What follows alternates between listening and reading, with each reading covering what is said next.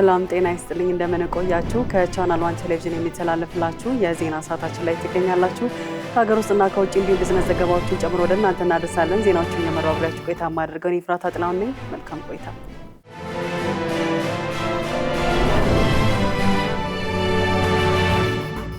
የእንግሊዝ መንግስት የአቪዬሽን ዘርፉን ለማዘመን ያደረገው የቴክኖሎጂ ድጋፍ የጋራ ደህንነትን ለማረጋገጥ እንደሚያግዝ የብሔራዊ መረጃና ደህንነት አገልግሎት ምክትል ዳይሬክተር ጀነራል ሲሳይ ቶላ ገለጹ። የእንግሊዝ መንግስት የአቪዬሽን ዘርፉን ለማዘመን ያደረገው 25 ሚሊዮን ብር የሚያወጣ የቴክኖሎጂ እገዛ የርክክብ መርሃ ግብርና ጉብኝት በብሔራዊ መረጃና ደህንነት አገልግሎት የአቪዬሽን ደህንነት ዋና መምሪያ መከናወኑን አገልግሎቱ ለመገናኛ ብዙሃን በላከው መረጃ አመላክቷል። ለዝርዝሩ አናል ተስፋ በኢትዮጵያ የእንግሊዝ አምባሳደር ዳነን ዋልቸር የተመራው ልዑካን ቡድን እንዲሁም የኢትዮጵያ አየር መንገድ የብሔራዊ መረጃና ደህንነት አገልግሎት ከፍተኛ አመራሮች በተገኙበት መርሃ ግብሩ ላይ የአገልግሎት ምክትል ዳይሬክተር ጀነራል ሲሳይ ቶላ እንደገለጹት ድጋፉ በኢትዮጵያና በእንግሊዝ መካከል ያለውን ትብብርና የጋራ ደህንነት የሚያረጋግጥ አጋርነት ማሳያ ነው። የአቪዬሽን ዘርፉን ለማዘመን የተደረገው የቴክኖሎጂ ድጋፍ በትብብር ስንሰራ በጋራ ደህንነትና በዓለም አቀፍ ትስስር አውድ የምናሳካቸው ድሎች ያሳያል ሲሉም አክለዋል። የአቪዬሽን ደህንነት ስጋት ተለዋዋጭና በየጊዜው እያደገ የሚመጣ የዘርፍ ፈተና ነው። የኢትዮጵያ አየር መንገድ በአፍሪካ ያለውን የበላይነት አስጠብቆ ለመዝለቅ የደህንነት ስጋቶችን አስቀድሞ በማወቅ ማስቀረት ወሳኝ ተልዕኮ ነው ያሉት ኃላፊው የቴክኖሎጂ ድጋፍ የመፈጸም አቅምን ያሳድጋልም ሲሉም ተናግረዋል። ኢትዮጵያና እንግሊዝ ትብብራቸውን አጠናክረው እንደሚቀጥሉም ጠቁመዋል። በተለይ በቢሾፍቱ የሚገነባው አዲሱ የአየር ማረፊያ ሀገሪቱ እንደ አውሮፓውያን አቆጣጠር በ2027 የምታስተናግደውን የኮፕ 32 ጉባኤ በተለያዩ የሀገራት ማዕቀፎች የሚገለጽ ወሳኝ ሁነቶች መሆናቸውን አብራርተዋል። ኢትዮጵያ በዓመት እስከ 120 ሚሊዮን መንገደኞችን የሚያስተናግድ በአፍሪካ ግዙፍ የሆነ የአየር ማረፊያ እየገነባች መሆኑን አመላክተዋል። ይህም ከአቪዬሽን ደህንነት አኳያ ከፍተኛ ዝግጁነት እንደሚፈልግ ገልጸዋል። በኢትዮጵያም የእንግሊዝ አምባሳደር ዳነን ዋልቸር በበኩላቸው ሁለቱም ሀገራት እስከዛሬ የዘለቀና ጠንካራ ወዳጅነት እንዳላቸው ጠቁመው የአቪዬሽኑን ዘርፍ ለማዘመን የተደረገው እገዛም ይህንኑ የሚመሰክርና የሚያጠናክር መሆኑንም አመላክተዋል። ኢትዮጵያ በአቪዬሽን ደህንነት ዘርፍ ያላት ቁመና የሚደነቅ መሆኑንም መስክረዋል። በዓለም አቀፍ ደረጃ እየተከሰቱ ያሉ የበረራ ደህንነት ስጋቶችን ለመቀነስ ዘመናዊ መሳሪያዎችን መታጠቅ መፍትሄ ስለሚሆን በአፍሪካ ለመጀመሪያ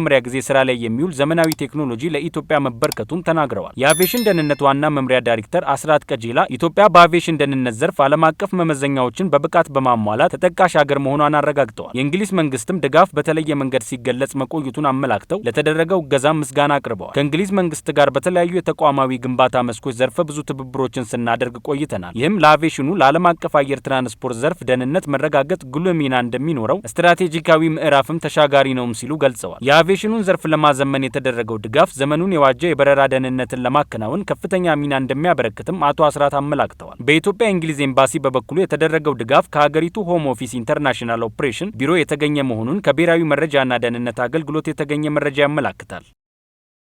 ኢትዮጵያ የዲጂታል ቴክኖሎጂ አማራጮችን በመጠቀም የቱሪዝም ዘርፉን ለማዘመን እየሰራች መሆኑን የቱሪዝም ሚኒስትር ዴኤታ እንደገና አበበ ገለጹ።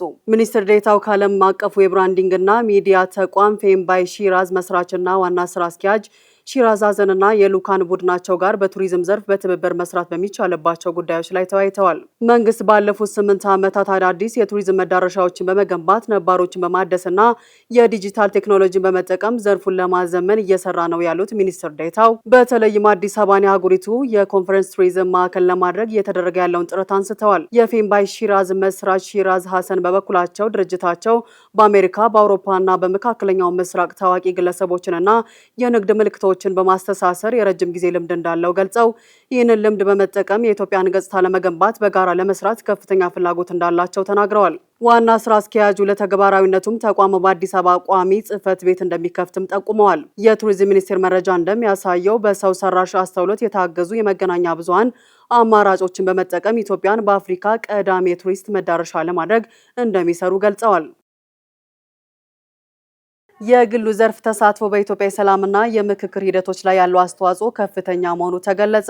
የኢትዮጵያ የንግድ ዘርፍ ማህበራት ምክር ቤት በሀገራዊ የምክክር ሂደት የግሉ ዘርፍ ተሳትፎ በሚል ርዕስ ከብሔራዊ ምክክር ኮሚሽን ጋር በመተባበር የውይይት መድረክ በስካይላይት ሆቴል ተካሂዷል። በስፍራው የተገኘው ሪፖርተራችን አማሩ ገብሩ እንደሚከተለው ያቀርበዋል።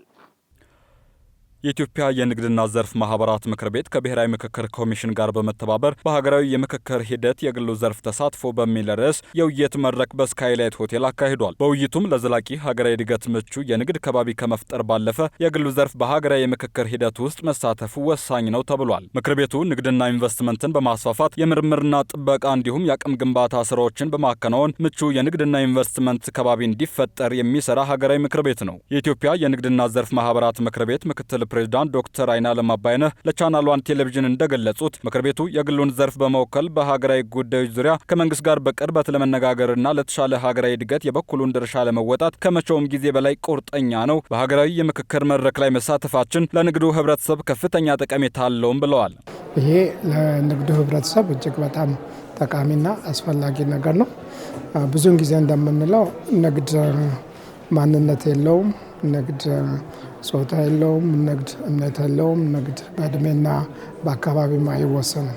ስለዚህ የምክክር ኮሚሽኑም አገራዊ የሆነ መግባባትን መፍጠር ስለሆነ በዚህ ሁለታችንም ያለን ዓላማ አንድ ስለሆነ እኛም በዚህ የተነሳ በንቃት እንሳተፋለን።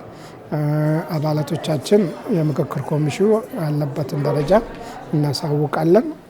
በቀጣይ ደግሞ ምክክር ኮሚሽኑ በተለይ ወደ ትግበራ በሚሄድበት ጊዜ አዳዲስ ስትራቴጂዎችን መቅረጽ ስለሚያስፈልግ እንደዚሁም ደግሞ አስፈላጊ የሚሆኑ መዋቅሮችንም ማደራጀት ስለሚያስፈልግ በእነዚህ ላይ በንቃት ለመሳተፍ እየተዘጋጀን ነው። የሀገራዊ ምክክር ኮሚሽን ኮሚሽነር ዶክተር አምባዬ ኦጋቶ በበኩላቸው ሰላም ለፖለቲከኞች ብቻ የሚተው ጉዳይ አይደለም፣ የንግዱ ማህበረሰብ ከህብረተሰቡ ጋር ያላቸውን ቅርበት በመጠቀም ሰላምን ለማስፈን በጋራ መስራት እንዳለባቸው ገልጸዋል። ይህ የጋራ የውይይት መድረክ የግሉ ዘርፍ ሀገራዊ የሰላም ግንባታ ላይ የራሱን አጀንዳ ይዞ ለመንቀሳቀስ እያደረገ ላለው ጥረት እንደ ትልቅ እርምጃ የሚቆጠር መሆኑም ተመላክቷል። በውይይቱ ላይ የተገኙት የፖሊሲ ባለሙያዎች፣ የንግድ ምክር ቤቶችና ታዋቂ የግሉ ዘርፍ ተዋናዮች የግሉ ዘርፍ በሀገሪቱ ሰላምና መረጋጋት ላይ ጉልህ አሻራ ማሳረፍ እንደሚችልና በፖለቲካዊና የሰላም ሂደቶች ላይም ቀጥተኛ ተሳትፎ ሊኖረው እንደሚገባም አንስተዋል። በኢትዮጵያ የጨቅላ ህጻናትን የሞት ምጣኔ በከፍተኛ ደረጃ ለመቀነስ ያግዛል የተባለለት የመጀመሪያው የጡት ወተት ባንክ በሐዋሳ ከተማ ስራ ጀመረ። ፕሮጀክቱ በፌዴራል መንግስትና በለጋሽ አካላት በ2.8 ቢሊዮን ብር ወጪ ከተገነቡና በሐዋሳ ዩኒቨርሲቲ ሕክምናና ጤና ሳይንስ ኮሌጅ ለምረቃ ከበቁ ትልልቅ ተቋማት መካከል አንዱ ሆኗል። አሰራሩ ከደም ልገሳ ጋር ተመሳሳይ ሲሆን የጤና ምርመራ የተደረገላቸው ፈቃደኛ እናቶች የሰጡት ወተት ፒያስትራ በተሰኘ ዘመናዊ ማሽን የማከም ፓስቸራይዜሽን ሂደት አልፎ በማቀዝቀዣ ውስጥ ተከማችቶ ለሚያስፈልጋቸው ህጻናት ይሰራጫል። የጡት ወተት ባንክ አገልግሎት በዓለም ላይ የ100 ዓመት ረጅም ታሪክ ያለው ቢሆንም በአፍሪካ አህጉር እስካሁን አገልግሎቱን በመስጠት ላይ የሚገኙት 8 ሀገራት ብቻ ነበሩ። ኢትዮጵያ ይህንን ወሳኝ የህክምና አገልግሎት በይፋ መጀመራቸውን ተከትሎ ስራውን በመተግበር ረገድ ከአፍሪካ 9ኛው ሀገር ሆናለች። የአዲስ አሰራር ያለቀናቸው በመወለዳቸው ምክንያት ለምግብ እጥረትና ለሞት የሚዳረጉ በርካታ ጨቅላ ህጻናትን ህይወት ለመታደግ ትልቅ ሚና ይጫወታል። የእናት ጡት ወተት በሽታን የመከላከል አቅሙ ከፍተኛ በመሆኑ ከምግብ እጥረት ጋር ተያይዞ የሚከሰተውን የጨቅላ ህጻናት ሞት ከ30 እስከ 40 በመቶ ድረስ ለመቀነስ እንደሚያስችል በምረቃ ወቅቱም ተገልጿል። የሳይበር ደህንነትና የሰው ሰራሽ አስተውሎት ዓለም አቀፍ ኮንፈረንስ ሰኔ 17ና 18 በአዲስ አበባ የአፍሪካ ኢኮኖሚክ ኮሚሽን እንደሚካሄድ ተገለጸ። የኢትዮጵያ ሳይበር ደህንነት ማህበር ከተባበሩት መንግስታት ድርጅት የአፍሪካ ኢኮኖሚክ ኮሚሽን ጋር በመተባበር የሚካሄደው ዓለም አቀፍ የሳይበር ደህንነትና የሰው ሰራሽ አስተውሎት ኮንፈረንስ ዝግጅትን አስመልክተው የጋራ መግለጫ ሰጥተዋል። ለዝርዝሩ አናውል ተስፋ። የኢትዮጵያ ሳይበር ደህንነት ማህበር ፕሬዝዳንት ብርሃኔ በየነ ኮንፈረንሱ የአፍሪካ የሳይበር ደህንነት አቅም የመረጃ ሉዓላዊነትን ለማጠናከርና በአህጉሪቱ በፍጥነት እየተስፋፋ ባለው የዲጂታል ሽግግር መካከል ደህንነቱን የተጠበቀ የሰው ሰራሽ አስተውሎት አጠቃቀምን ለማሳደግ ያለመ መሆኑን አብራርተዋል። በርካታ የአፍሪካ ተቋማት የሳይበር ደህንነት አቅማቸውን እያጠናከሩ ቢሆንም በአተገባበር፣ በቅንጅት፣ በክህሎት ልማትና በመቋቋም አቅም ላይ ተግዳሮቶች እንዳሉባቸው ጠቁመዋል። ይህንንም ለመፍታት የላቀ ትብብርና የእውቀት መጋራት እንደሚያስፈልግም አመላክተዋል። ኮንፈረንሱም ልምዶ ችን ለመለዋወጥ በማስረጃ ላይ የተመሰረቱ ፖሊሶችን ለማሳወቅ የአፍሪካን የፈጠራ ስራዎችን ለማሳየት የሳይበር ዝግጁነትን ለማሻሻል እንዲሁም ቀጠናዊ የሳይበር መቋቋም አቅምንና የዲጂታል ሉዓላዊነትን ለማራመድ እንደሚያግዝም አመላክተዋል። በተጨማሪም የሳይበር ደህንነትና የሰው ሰራሽ አስተውሎት ተቋማትን፣ ተቆጣጣሪ አካላትን፣ አካዳሚዎችንና የንግድ ተቋማትን በአንድ ላይ የሚያገናኝ መሆኑንም አንስተዋል። የአፍሪካ ኢኮኖሚክስ ኮሚሽን የዲጂታል መረጃ ቴክኖሎጂ ማኔጅመንት አገልግሎት ክፍል አሞስ ሞሞድዛ በበኩላቸው ሀገራት የዲጂታል ሽግግር ጉዟቸውን እያፋጠኑ እንደሚገኙ ገልጸው መንግስትም የህዝብ አገልግሎቶችን ወደ ዲጂታል እየቀየረ እንደሚገኝም ጠቁመዋል። የሳይበር ደህንነትና የሰው ሰራሽ አስተውሎት ከጊዜ ወደ ጊዜ እየተሳሰሩ መምጣታቸውንም አንስተው ምርታማነትንና ፈጠራን ሊያሻሽሉ የሚችሉ የሰው ሰራሽ አስተውሎቶችን፣ የረቀቁ የሳይበር ጥቃቶችን ለመሰንዘር፣ የቪዲዮና የድምጽ ማጭበርበሪያዎችን ለመፍጠር፣ መረጃን ለመቀልበስና መሰል የደህንነት ስጋቶችን ለማባባስ ሊውሉ እንደሚችሉም ጠቁመዋል። በመሆኑም የሳይበር ደህንነት አቅሞችን ተለዋዋጭ ሁኔታዎችን ታሳቢ ባደረገ መልኩ ሊጎለብት እንደሚገባም ጠቁመዋል። በኮንፈረንሱ ቀናት የሳይበር ደህንነት አቅም እንዴት ማጠናከር እንደሚቻል፣ አርቲፊሻል ኢንተለጀንስን በኃላፊነት ደህንነቱ በተጠበቀና ሁሉም ባካተተ መልኩ እንዴት ጥቅም ላይ ማዋል እንደሚቻል ምክክር ይደረግበታልም ብለዋል። በሰው ሰራሽ አስተውሎት አስተዳደር በአስተማማኝ የዲጂታል ሽግግር በቁልፍ መሰረተ ልማት ጥበቃ፣ በሳይበር መቋቋም አቅምና በክህሎት ልማት ላይ እንደሚያተኩርም ጠቁመዋል። አፍሪካ የንግዱ ማህበረሰብንና የተጠቃሚዎችን ፍላጎት የሚያሟላ አዋጭ መፍትሄዎችን በማዘጋጀት በመለየትና በመተግበር የሰው ሰራሽ አስተውሎትን የወደፊት እጣ ፋንታ በንቃት መቅረጽ እንዳለባትም አስገንዝበዋል። ዘገባው የኢዜአ ነው። የኢትዮጵያ መንግስት በሀገሪቱ ውስጥ ለብዙ ዓመታት የቆዩትን ጥንታዊ ጽሑፎችና የመዛግብት ሀብቶች ወደ ዲጂታል ለመቀየር የ126.8 ሚሊዮን ብር የሚያወጣ ፕሮጀክት አስጀመረ። በመጀመሪያው ምዕራፍ 20 ሚሊዮን ገጾች ወደ ዲጂታል እንደሚቀየሩ የተገለጸ ሲሆን ፕሮጀክቱ የዲጂታል ኢትዮጵያ 2030 የረጅም ጊዜ ስትራቴጂ አካል ነው ተብሏል። በዚህ ስራ ለጥንታዊ መጻሕፍት ልዩ ጥንቃቄ የሚያደርጉ ዘመናዊ ስካነሮች፣ ሶፍትዌሮችና የኮምፒውተር አውታመረ መሰረተ ልማቶች ጥቅም ላይ እንደሚውሉም ተገልጿል። የአቪዬሽንና ቴክኖሎጂ ሚኒስትር በለጠ ሞላ ፕሮጀክቱን የኢትዮጵያን ታሪካዊ ከዘመናዊ ቴክኖሎጂ ጋር የሚያገናኝ በመሆኑ ፕሮጀክቱ ለትውልድ የሚተርፍ ቅርስ ለመፍጠር አስተዋጽኦ እንደሚኖረውና ትኩረት ተሰጥቶ ይሰራል ብለዋል። የኢትዮጵያ ቤተ መዛግብትና ቤተ መጻሕፍት አገልግሎት ባለፉት 83 ዓመታት ሀገሪቱን ወክሎ ያስተዳደረው ይህ ግዙፍ ሀብት ካሁን በኋላ በዲጂታል መረብ ለሁሉም ተደራሽ እንዲሆን የሚያስችል መሰረተ ልማት ተገንብቷል። ፕሮጀክቱ 800 ሺህ የአሜሪካ ዶላር አካባቢ ወጪ የተደረገበት ሲሆን በሙሉ አቅሙ ሲሰማራም የተቋሙን ሁሉንም ጽሑፋዊ ሀብቶች ወደ ዲጂታል ለመቀየር አቅም ይኖረዋል ተብሏል።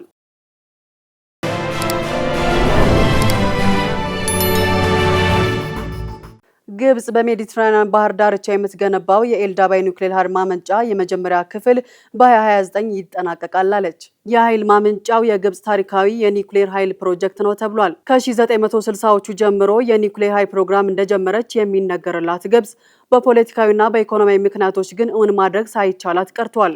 ነገር ግን በ2015 ከሩሲያ ጋር የደረሰችበትን የመጨረሻ ስምምነት ተከትሎ የኤልዳባይ ኒውክሌር ኃይል ማመንጫ ፕሮጀክት በይፋ መጀመሩን ስፑትኒክ የዜና ምንጭ አስታውሷል። የግብጽ ኤሌክትሪክና ታዳሽ ኃይል ሚኒስትር እንደገለጹ ይህ ፕሮጀክት በአጠቃላይ 4 የኃይል ማመንጫ ክፍሎች የሚኖሩት ሲሆን የመጀመሪያው ምዕራፍን በፈረንጆቹ 2029 ዝግጁ ይሆናል ብለዋል። የሩሲያው ሮሳቶም ኩባንያ በአፍሪካ የሚገነባው የመጀመሪያው የኒውክሌር ፕሮጀክት ሲሆን VVAR 1200 የተባሉ 4 ሩሲያ ሰራሽ አንቀሳቃሽ ሞተሮች ይኖሩታል። በአጠቃላይም 4.8 ጊጋዋት የኤሌክትሪክ ኃይል ማመንጫ አቅም ይኖራል ተብሏል። 30 ቢሊዮን ዶላር በላይ አጠቃላይ ወጪ እንደወጣበት የተገመተው ፕሮጀክቱ ከዚህም ውስጥ 85 በመቶ የሚሆነው ወጪ ከሩሲያ በብድር የተገኘ ሲሆን ቀሪውን 15 በመቶ ደግሞ ግብጽ በራሷ ትሸፍነዋለች። ፕሮጀክቱ እጅግ ዘመናዊ የተባለለትና የሶስተኛ ትውልድ የሚባለውን የኒውክሌር ቴክኖሎጂ ስርዓት የያዘና አደጋ ሲፈጠር በራሱ የሚሰራ የማቀዝቀዣ ስርዓት ያለው ነው። የመሬት መንቀጥቀጥና የውጭ ጥቃት መቋቋም ስርዓትም እንደያዘ ዘገባው አመላክቷል።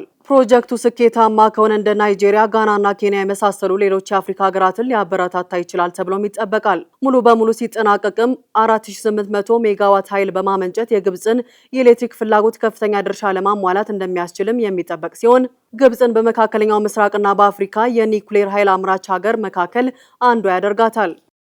የአሜሪካው ፕሬዝዳንት ዶናልድ ትራምፕ ኢራን ጋር ጦርነቱን ለማቆም የተስማሙባቸውን ነጥቦች ከአርብ በፊት ይፋ ሊያደርጉ እንደሚችሉ ምክትላቸው ጄዲ ቫንስ ተናገሩ። ለዝርዝሩ አማሩ ገብሩ።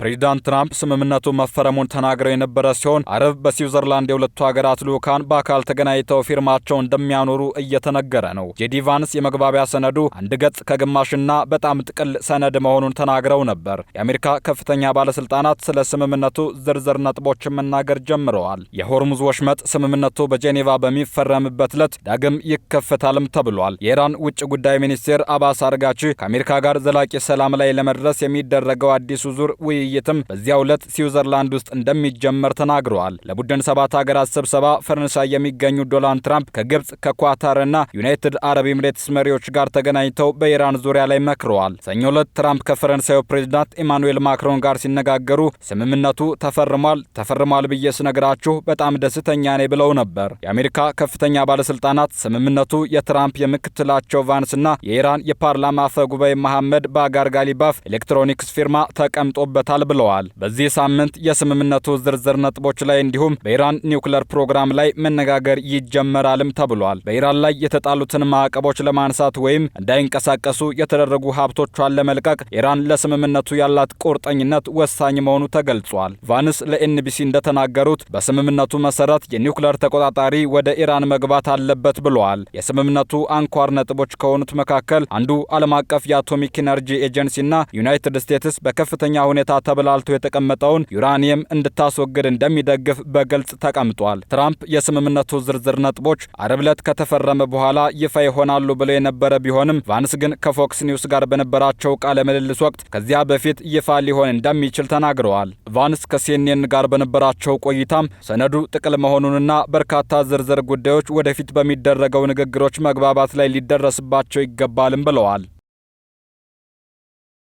የአሜሪካው ምክትል ጠቅላይ ሚኒስትር ጄዲ ቫንስ ኢራን ከዩናይትድ ስቴትስ ጋር ባደረገችው ስምምነት የተነሳ 74 ሳንቲም ወደ ቴህራን አይሄድም ሲሉ ተናገሩ።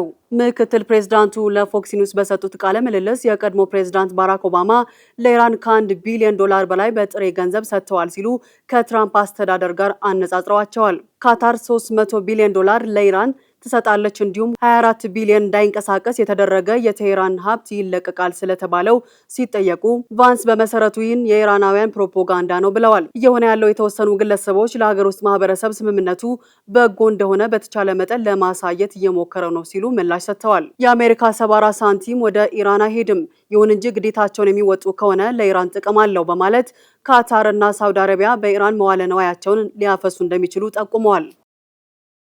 በፈረንሳዩ ፕሬዝዳንት ኢማኑኤል ማክሮ ሰብሳቢነት የሚመራውና የዓለማችን ሀብታም ሀገራት የሚሳተፉበት የ2026 52ኛው የቡድን 7 የመሪዎች ስብሰባ በፈረንሳይ ኢቪየና ከተማ እየተካሄደ ነው። በፈረንሳዩ ፕሬዝዳንት ኢማኑኤል ማክሮን አስተናጋጅነት የሚመራው ስብሰባው በዋናነት የአሁኑን የዓለም አቀፋዊ አለመረጋጋት ለመቀነስና በሀያላን ሀገራት መካከል ያለውን ትብብር ለማጠናከር ያለመ ነው። ዝርዝሩ እንደሚከተለው ይቀርባል።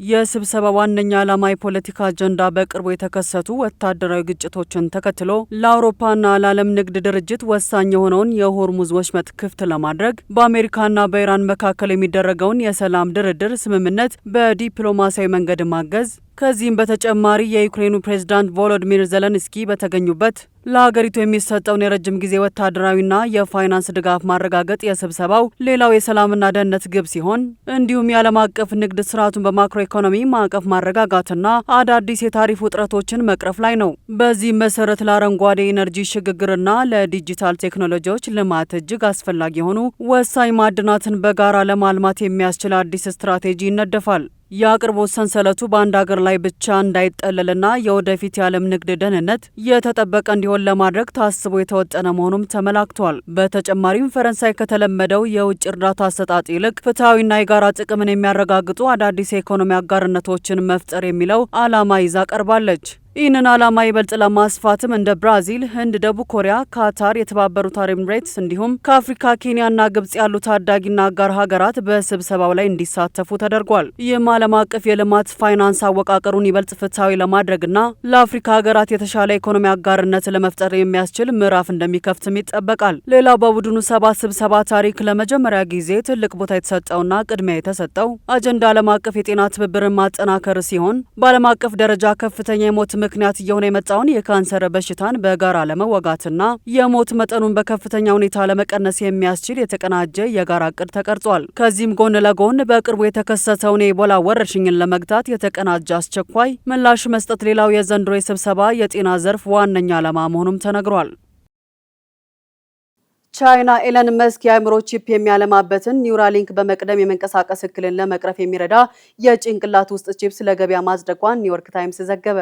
ኒው የተሰኘና የሳንቲም ያህል ስፋት ያለው የአዲስ ቴክኖሎጂ ውጤት በቤጂንግ ቲዋንሱንግ ዩኒቨርሲቲና ኒውራሊንክ ቴክኖሎጂ በተባለ ተቋም በጋራ የበለጸገ መሆኑም ታውቋል። መሳሪያው የተደረጉለትን ክሊኒካዊ ሙከራዎች በተሳካ ሁኔታ ያጠናቀቀ ሲሆን ለንግድ አገልግሎት ወይም ለገበያ እንዲውል የተፈቀደ የዓለማችን የመጀመሪያው የቀዶ ጥገና የጭንቅላት ቺፕስ ለመሆን በቅቷል። ይህ በሕክምናውና በቴክኖሎጂ ዘርፍ የተመዘገበው ከፍተኛ ስኬት በዋናነት የአከርካሪ አጥንት ጉዳት የደረሰባቸው የነርቭ ህመምተኞች የነርቭ ስርዓታቸውን በከፊል መልሰው እንዲቆጣጠሩ ለማድረግ ታስቦ የተሰራ ነው። በዚህም ምክንያት የህመምተኞችን የመንቀሳቀስ ችግር በከፍተኛ ሁኔታ ለመቅረፍና ራሳቸውን እንዲረዱ ለማገዝ ትልቅ ተስፋ ተጥሎበታል።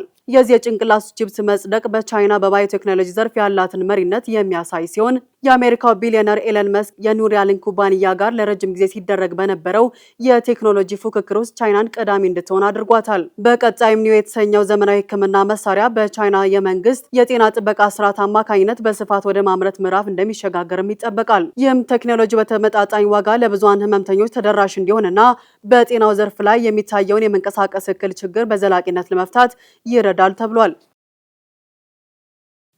ህንድ በሀገሪቱ የሚሰጠውን ትልቁን የህክምና ኮሌጅ መግቢያ ፈተና ተከትሎ የቴሌግራም መተግበሪያ በጊዜያዊነት ዘጋች። ውሳኔ የተላለፈው የውሸት የፈተና ወረቀቶች እየተሰራጩ መሆኑን ተከትሎ ነው። ባለፈው ወር ከ2.3 ሚሊዮን በላይ ተማሪዎች የሀገሪቱን ትልቁን የህክምና ኮሌጅ መግቢያ የመጀመሪያ ፈተና ወስደው የነበረ ቢሆንም ፈተናው ቀድሞ ተሰርቆ ወጥቷል በሚል ምክንያት ውጤቱ ሙሉ ለሙሉ ተሰርዞ ለሁለተኛ ጊዜ ፈተና ሊሰጥ መሆኑም ታውቋል። ይህንን ተከትሎ መንግስት እስከ ሰኔ 15 ቀን 2018 ዓ.ም ድረስ የቴሌግራም መተግበሪያን በጊዜያዊነት ለማገድ ወስኗል። ይህ ውሳኔ እንደመጀመሪያው የፈተና ጊዜ ሁሉ አሁንም አጭበርባሪ ቡድኖች የቴሌግራም መተግበሪያን በመጠቀም የውሸት የፈተና ወረቀቶችን በማሰራጨትና የፈተና መረጃን በማውጣት ከተፈታኞች ገንዘብ እየጠየቁ ነው የሚል መረጃ መውጣቱን ተከትሎ ነው። ነገር ግን ውሳኔውን የቴሌግራም መስራቹ መቃወማቸውን ቢዝነስ ስታንዳርድ ዘግቧል። ኃላፊው ከ150 ሚሊዮን በላይ ተጠቃሚዎችን የሚጎዳ ነው ያሉ ሲሆን አጭበርባሪዎችን ወደ ሌላ መተግበሪያዎች እንዲዘዋወሩ ያደርጋል እንጂ ችግሩን አይፈታም ብለዋል።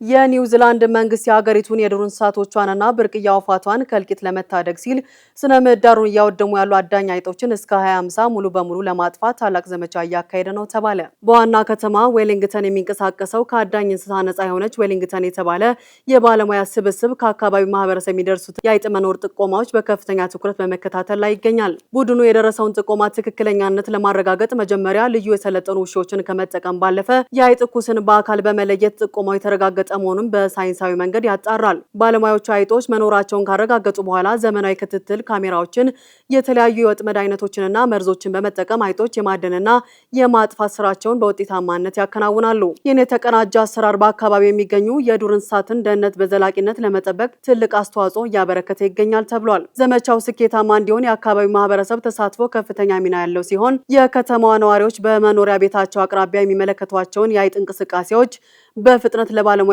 ጥቆማ በመስጠትና ወጥመዶችን በግቢያቸው ውስጥ በማስቀመጥ የበኩላቸውን እያበረከቱ መሆኑም ተገልጿል። ሳምንቱን በታሪክ የምንቃኝበት ሰዓታችን ላይ ትገኛላችሁ። በዛሬው ሳምንቱን በታሪክ ውስጥ እንግዲህ በዓለማችን ላይ በኪነ ህንጻ ጥበብ መገለጫና የፍቅር ተምሳሌትነት የሚታወቀው ታጅ መሃል የተገነባበትን ምክንያት ያስቃኘናል። ያዘጋጀችው ሄሮዳዊት ንጉሴ ናት።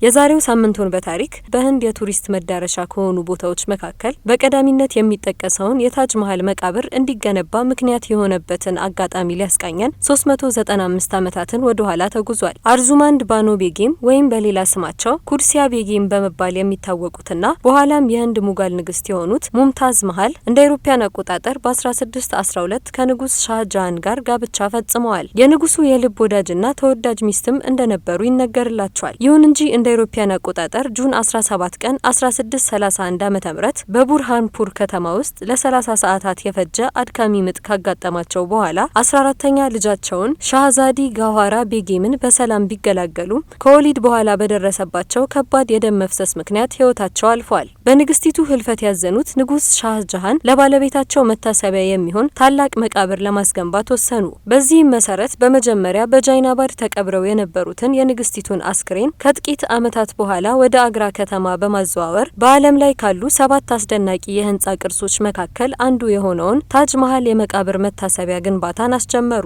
ይህ በነጭ እብነበረድ ድንጋይ የተገነባውና ማራኪ የጉልላት ቅርጽ ያለው አስደናቂ የህንጻ ጥበብ ግንባታው ተጠናቆ ሙሉ በሙሉ ፍጻሜ ለማግኘት ከ20 ዓመታት በላይ ፈጅቷል። ዛሬም ድረስ በአግራ ከተማ የሚገኘውና የንግስት ሙምታዝ መሃልን አስክሬን የያዘው ታጅ መሃል በሰው ልጅ የስልጣኔ ታሪክ ውስጥ የፍቅር ተምሳሌት ሆኖ ይታወሳል።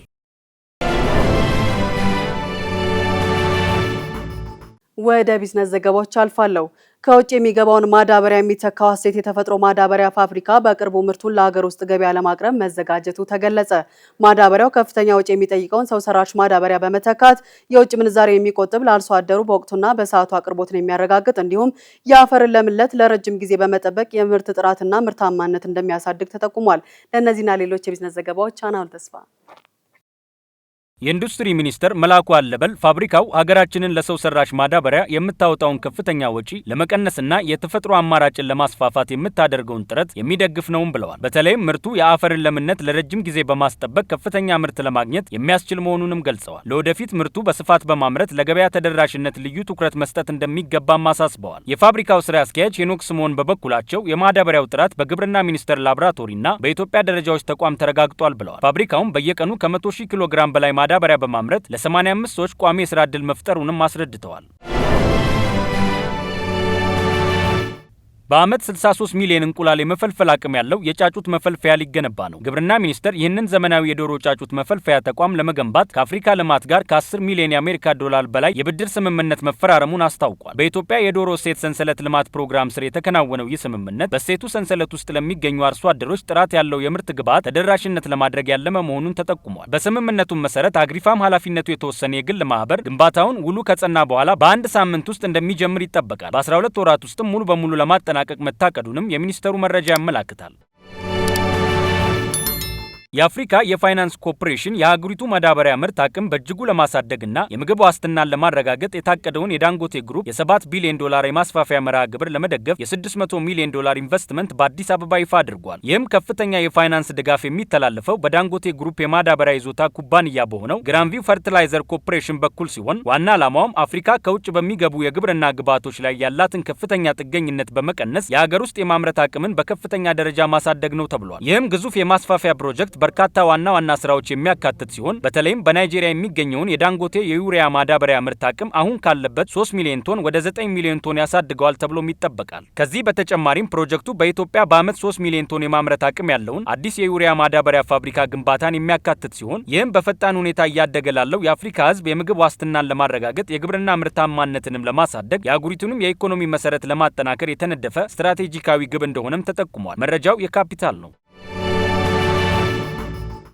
በሚቀጥሉት 4 ዓመታት 250 ሚሊዮን አፍሪካውያንን የኤሌክትሪክ ተጠቃሚ ለማድረግ የታለመው ሚሽን 300 በኢትዮጵያ ውጤታማ መሆኑ ተነገረ። ባለፉት 2 ዓመታት ውስጥ ብቻ በዓለም ባንክ፣ በአፍሪካ ልማት ባንክና በሌሎች ዓለም አቀፍ ተራድኦ ድርጅቶች ጥምረት አማካኝነት ከ50 ሚሊዮን በላይ አፍሪካውያንን አዲስ የኤሌክትሪክ ኃይል ተጠቃሚ መሆናቸውን የኢንዲፔንደንት ዘገባ ያመላክታል። ይህ ስኬት የተመዘገበው እንደ አውሮፓውያን አቆጣጠር በ2030 ድረስ 300 ሚሊዮን አፍሪካውያንን ከኃይል መስመር ጋር ለማገናኘት በታቀደው ሚሽን 300 በተሰኘው መርሃ ግብር ሲሆን እስካሁንም በታዩ አፈጻጸም ታንዛኒያ 7.5 ሚሊዮን ህዝብ በማገናኘት ቀዳሚ ስትሆን ኢትዮጵያ ደግሞ 4.6 ሚሊዮን ህዝብን የኤሌክትሪክ ተጠቃሚ በማድረግ ሁለተኛ ደረጃ ላይ ትገኛለች። ምዕራባውያን ሀገራት የውጭ እርዳታ በጀታቸውን እየቀነሱ ባሉበት በአሁኑ ወቅት ይህ ጥምረት አነስተኛ የታዳሽ ኃይል አምራች ኩባንያዎችን በገንዘብ ከመደገፍ ባሻገር ሀገራትን በዶላር ብድር ምክንያት ለከፍተኛ ዕዳ ቀውስ እንዳይጋለጡ የፋይናንስ ድጋፎችን በሀገር ውስጥ ገንዘብ ለመቅረስ እየሰራ ይገኛል። ይሁን እንጂ በቀጣዮቹ 4 ዓመታት ውስጥ ቀሪውን 250 ሚሊዮን ህዝብ ተደራሽ ለማድረግና ይበልጥ ሩቅ ወደሆነው ገጠራማ አካባቢዎች ለመድረስ አሁንም ካለው አፈጻጸም በ3 እጥፍ በበለጠ ፍጥነት መስራት እንደሚጠይቅም የዘርፉ ባለሙያዎች አስገንዝበዋል።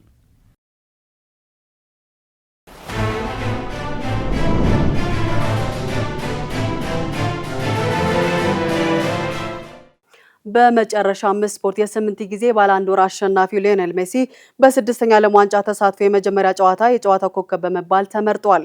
የ22 የዓለም ዋንጫ አሸናፊው አርጀንቲና በታሪካዊና ኮከቧ ሊዮኔል ሜሲ 3 ጎሎችን ውድድሯን በድል ጀምራለች። አናል ተስፋ እንደሚከተለው ያቀርበዋል።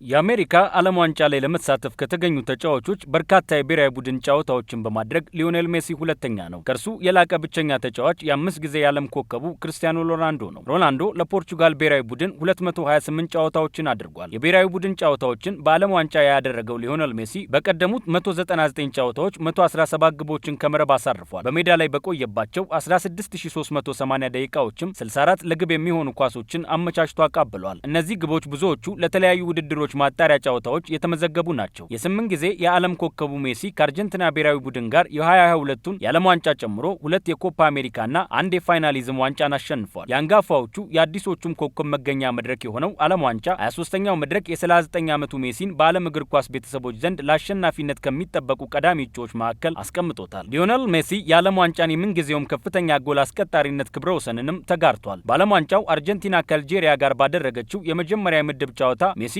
ባስቆጠረው 3 ጎሎች 3-0 በማሸነፍ ችላለች። ይህም ጨዋታ ለአርጀንቲና የ3 ነጥብ ድል ከማስገኘቱም በላይ ሜሲ በዚህ ጨዋታ ባስቆጠራቸው 3 ግቦች አማካኝነት በዓለም ዋንጫ ታሪክ ያስቆጠራቸውን አጠቃላይ የጎል ብዛት 16 ማድረስ ችሏል። ይህም ቀደም ሲል የጀርመኑ ታዋቂ አጥቂ ሚሮስላቭ ክሎዛ ይዞት የነበረውን የ16 ጎል ታሪክ ክብረ ወሰን ተጋርቷል። ሊዮኔል ሜሲ በዚህ ጨዋታ ብቻ 4 ክብረ ወሰኖችን ሰብሯል። በዓለም ዋንጫ ታሪክ ከፍተኛ ጎል አስቆጣሪ፣ በእድሜ ትልቁ ተጫዋች፣ በዓለም ዋንጫ 3 የሰራ በእድሜ ትልቁ ተጫዋች፣ በዓለም ዋንጫ ከሳጥን ውጭ ብዙ ጎሎችን ያስቆጠረ ተጫዋች ሆኗል። ሌላው ትላንትና ምሽት በተደረገው 23ኛው የዓለም ዋንጫ ጨዋታ ፈረንሳይ ሴኔጋልን 3-1 ስታሸንፍ ኖርዌይም ኢራቅን 4-1 አሸንፋለች። ዛሬም ቀጥሎ በሚካሄደው 23ኛው የዓለም ዋንጫ የምድብ ጨዋታ ፖርቹጋል ከኮንጎ፣ እንግሊዝ ከክሮኤሺያ እና ጋና ከፓናማ፣ ኡዝቤኪስታን ከኮሎምቢያ ጋር የመጀመሪያ ምድብ ጨዋታቸውን ያደርጋሉ።